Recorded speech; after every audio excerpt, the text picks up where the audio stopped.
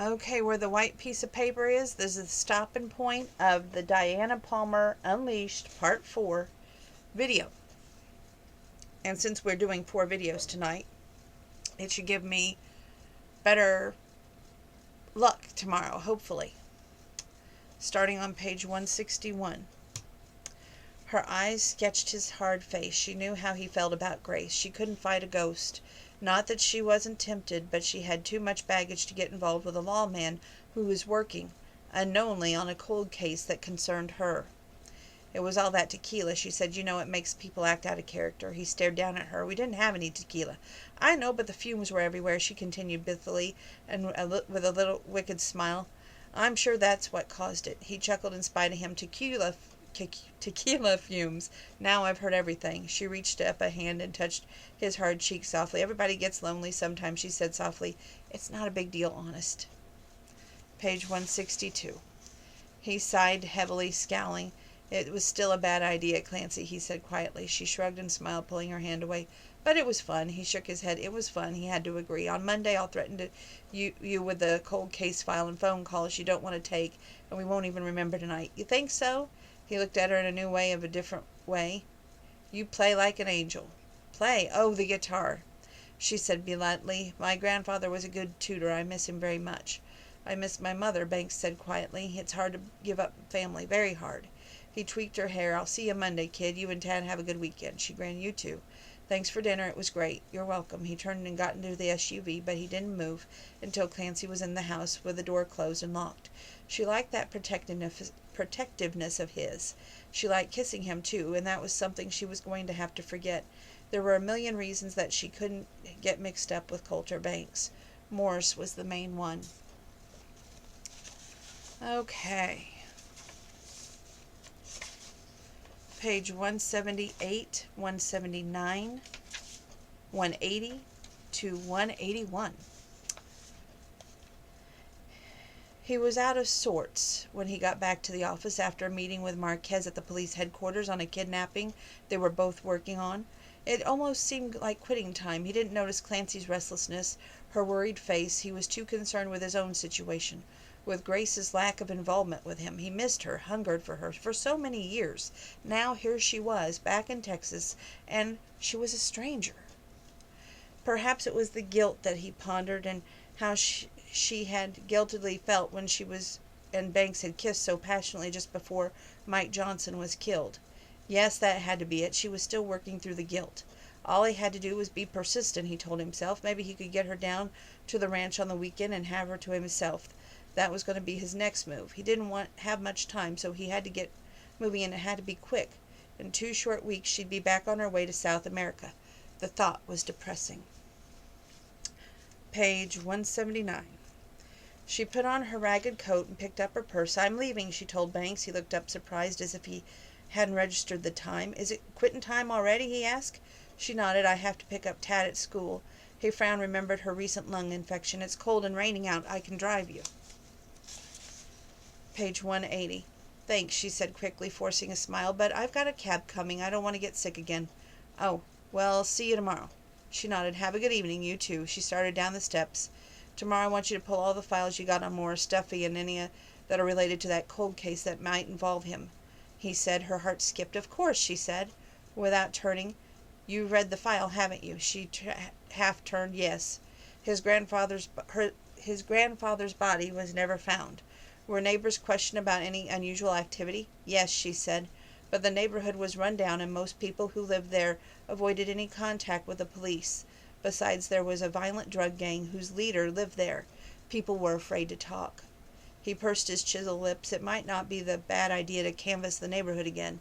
If there was any elderly people in the vicinity who knew the missing man, they might be less afraid to talk about the case now. She nodded. That's a good idea. Inwardly, she was cringing. If he looked at that file, the address might ring a bell. A big one. Well, I'll get going. See you tomorrow, boss. Sure. He was deep in thought. The case worried him. There was something so familiar about it, about the people involved. It irritated him that he couldn't drag the details out of his mind. He was probably just tired, he told himself. It had been a long week. At least tomorrow was Friday, something to look forward to. He might talk Grace into coming to the ranch or going out to dance with him. He smiled to himself. That was page 181. Okay.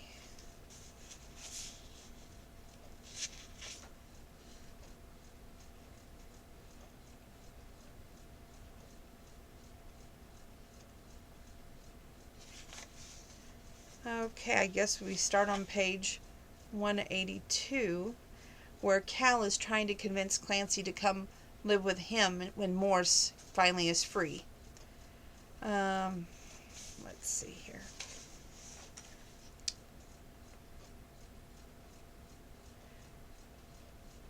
Clancy wasn't smiling. Well, I guess we'll start on 181 again. She sat rigidly back of the cab as it pulled away from the curb at Tad's after-school program. She ran to get him, ran back with him. The meter was still running. The cab stopped by the house, could pick up a few prized possessions, then it was off to take them to Cal. The cab dropped off at Cal Hollister's office. She dropped her possessions off there. And Cal was against it. He wanted them to stay there with him, and he refused. And Tad's insisting, that Morse is going to kill them. And he's like, he will not, Cal said firmly. Whatever it takes, you'll be safe. Why don't you come home with me? Clancy took a deep breath and pulled back, forcing a smile. She wiped her eyes, and Tad's paper towel wadded up in her jean pocket. Thanks, but we've got a nice place to stay, or we will have tomorrow, and I'll give you the address when we move in, but you've got my cell number. He nodded and grimaced. Damn it, bad luck. Him having to get out just before Christmas.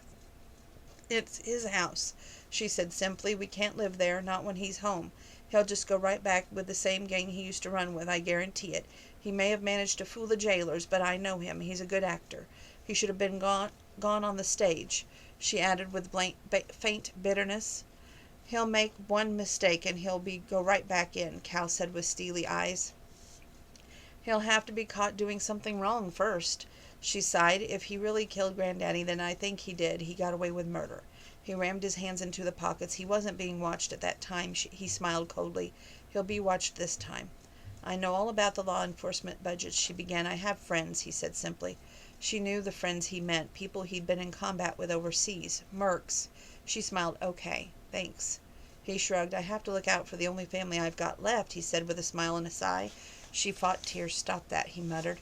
My assistant's right outside that door. Imagine if he looks in here and sees me bawling.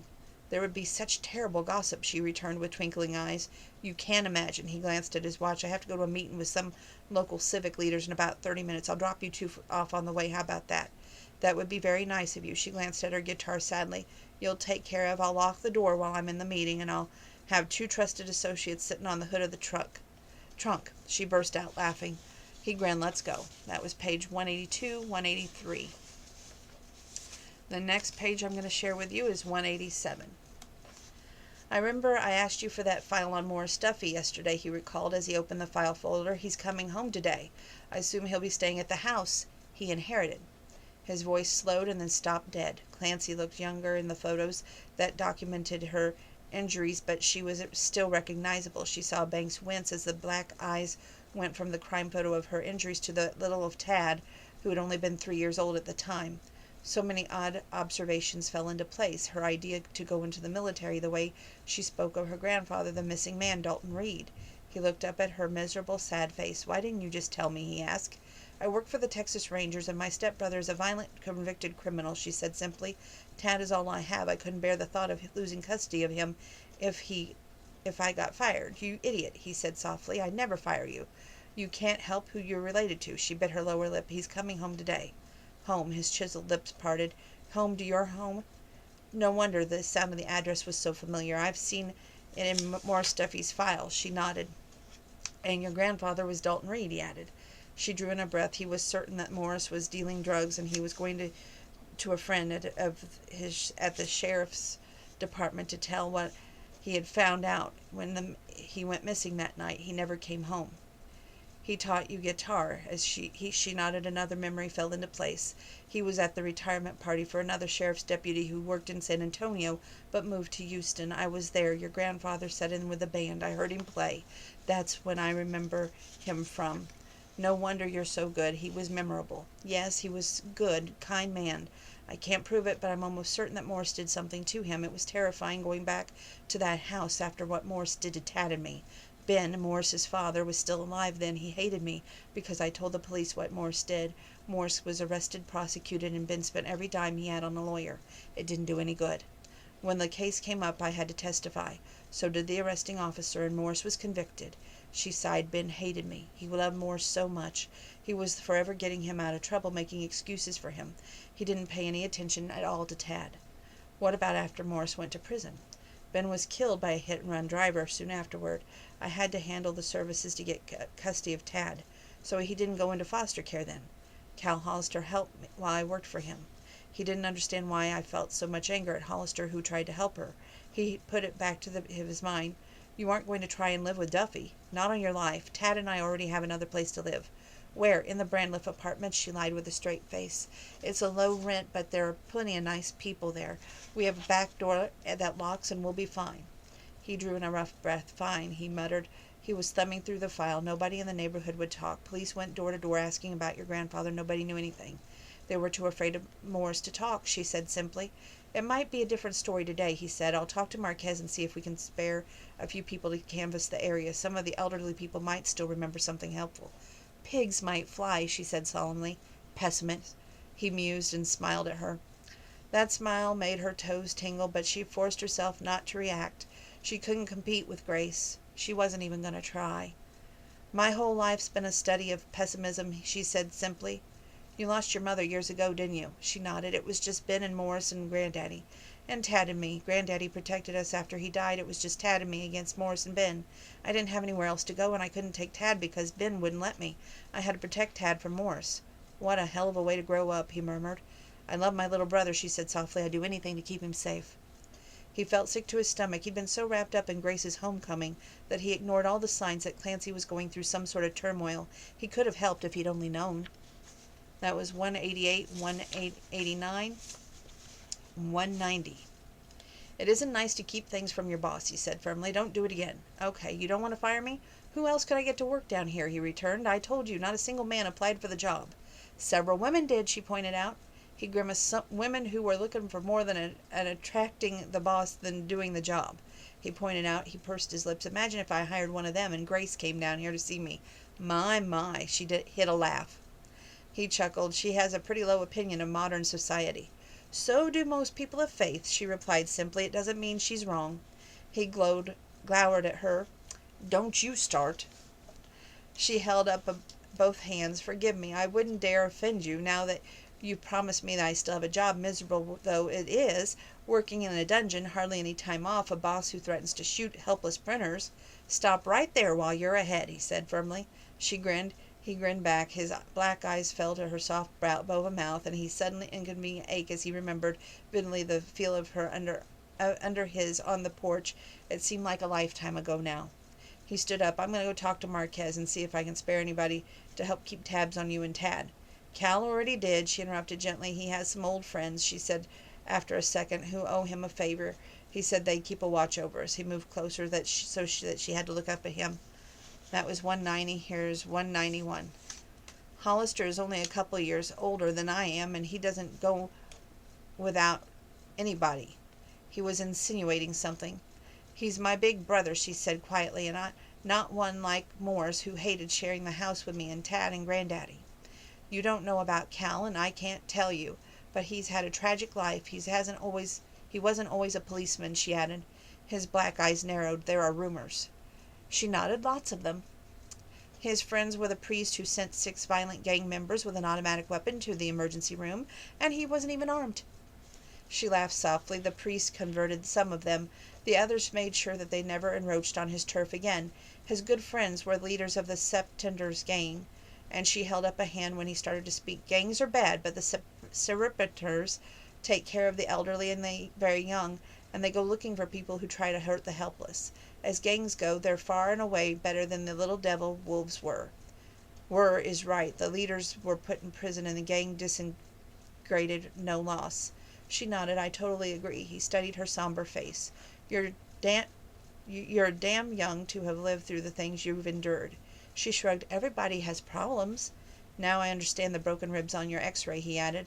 There was a steel shovel by the fireplace, one of those things you use to scoop up ashes, she grimaced. Tad interrupted his video game and caused him to lose a battle. Morris picked up the shovel and knocked Tad, page 192, off the chair he was in. I stepped in to save Tad. He turned on me with a shovel. Ben was furious because he had to call an ambulance. I wasn't going to tell what happened, but the doctor in the emergency room knew that a fall couldn't have produced the damage that he saw. He asked a policeman to take me home. The officers dragged it all out of me. We went home. Morris was waiting outside, but he couldn't keep the officer out of the house when he had a probable cause. When the policeman saw Tad, who was still bawling from his injuries, he called another ambulance and arrested Morris on the spot.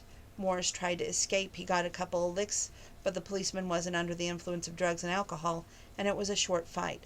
All Morris accomplished was to have resisting arrest and assault on a police officer added to his charges. Ben was furious at me. Morris got arrested. "You're afraid of Morris," he said, studying her pale face. She drew in a breath. "I'm terrified of him." She confessed, "Not because of what he did to me, but what he could do to Tad to get even with me. It's the way he thinks. He doesn't even come at people head on. He got mad at a neighbor and killed his dog." Banks' eyes narrowed angrily. "What a piece of work," he muttered. "I worry about the Martins," she blurted out. "Tad and I have been going with them to church every Sunday so I can push Mr. Martin's wheelchair.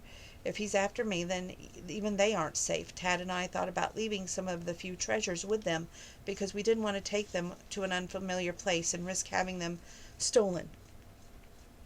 But I was afraid that Morris might hear about it and go after them." "You should have told me all this, Clancy," he said somberly.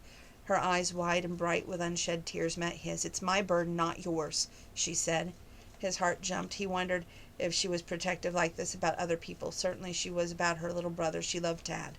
"You know, there is a chance, a small one, that Morris really has changed," he said. "Men find religion and give up bad habits. Have you?" His eyebrows arched. "Have I what?" "Found religion and given up your bad habits." He looked uncomfortable. "Don't you start," he said curtly, meaning she assumed that Grace had been after him about that. The woman, while sweet and pleasant, was committed to her faith. So was Clancy, but not to that extreme. "What did you do with that guitar?" he asked suddenly. "Cal took it home with him. It's the most precious thing I own." He didn't like that. It bothered him that he didn't like that. He could have taken it home just as easily as Hollister could have.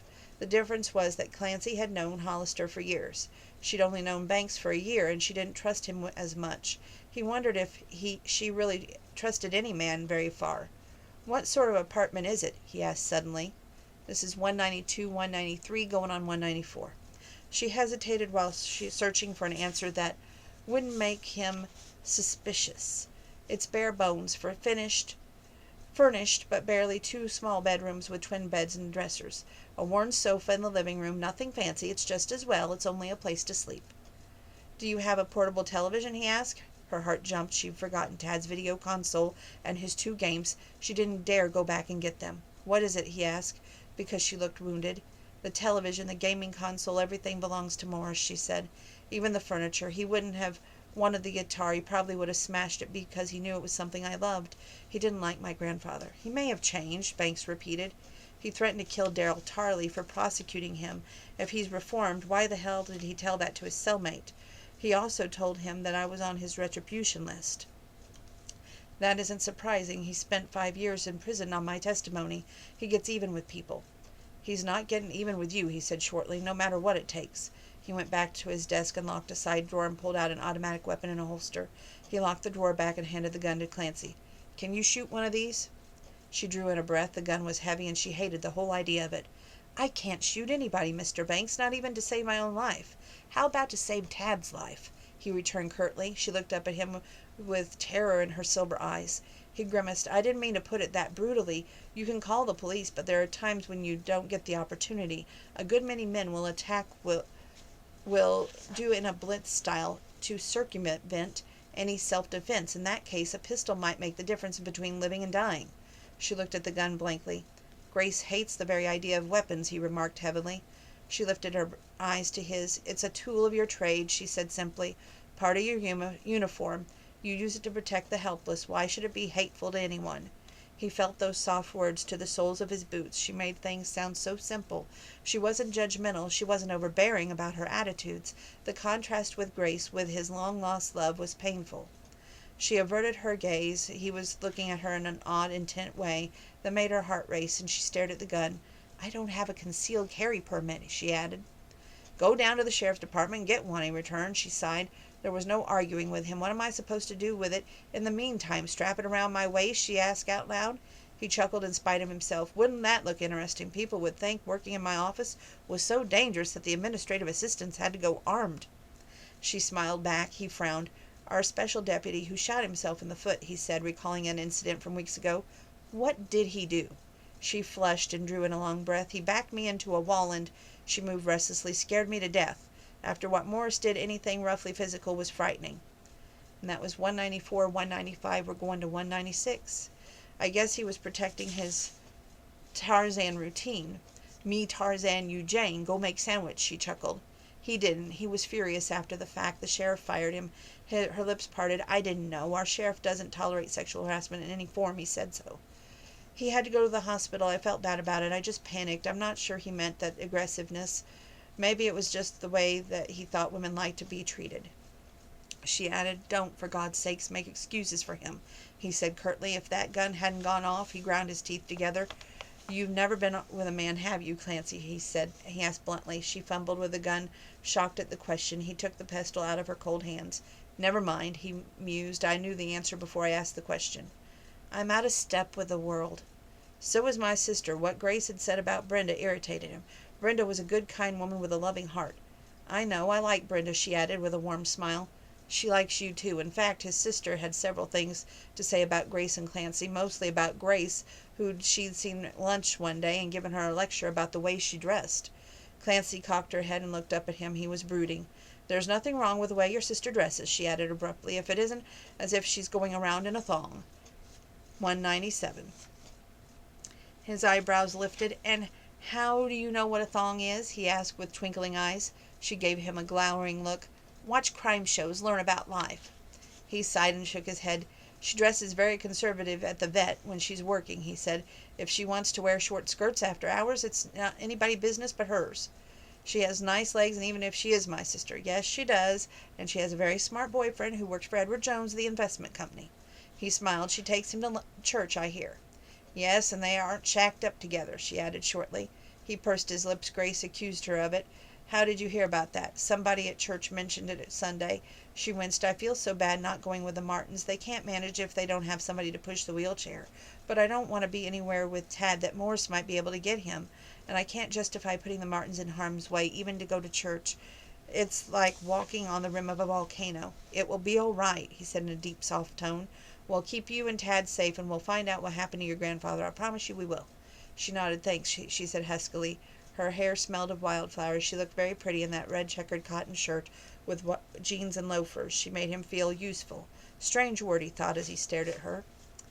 198 and 199, and that's... Oh, and then we're going to do 200, and then that's it for tonight. Okay, 198. I'll go by the sheriff's office on my way back from the lunch, she said abruptly, moving back a step. Don't stop at the Army recruiting office, he said abruptly. She gasped.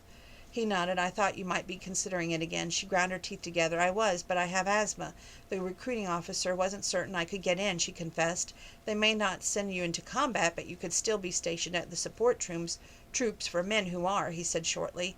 You're much too young to have memories that combat produces. She searched his black eyes. Cal from his nightmares has nightmares from his. He drew in a rough breath. So do I, he said. He returned curtly. Her lips parted. She didn't really know him at all. He seemed perfectly in control of himself, of the world around him, but perhaps he had insecurities just as she did. He never told anyone except Brenda about the nightmares, not even Grace. Funny, but Clancy invited confidences despite her sometimes acerbic comments. Tad has nightmares too, she said after a minute. His school psychologist said he needed therapy. She laughed softly, as if we can barely make utility payments every month. There are social programs that provide sort of help, he replied, watching the expression change. Call up the county health department and explain Tad's issues. They'll find someone for you. That would be really nice if they could help him, I mean. He nodded.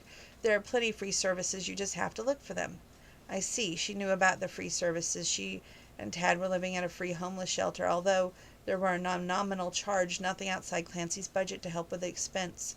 Okay, I'll wander over to Marquez's office, he said after a taut silence. You can go to lunch when I get back. That's fine. He locked the extra pistol back in the desk for the time being, pulled his Stetson wide brim down over one narrow eye, and walked up the steps. Clancy watched him go with relief. At least she still had a job. Maybe things wouldn't be so bad after all. She wondered if Banks was right, that Morris really had changed. It would be a blessing if he had, but she was going to reserve judgment for the time being at least. Thank goodness Cal was having Tad watched, just in case.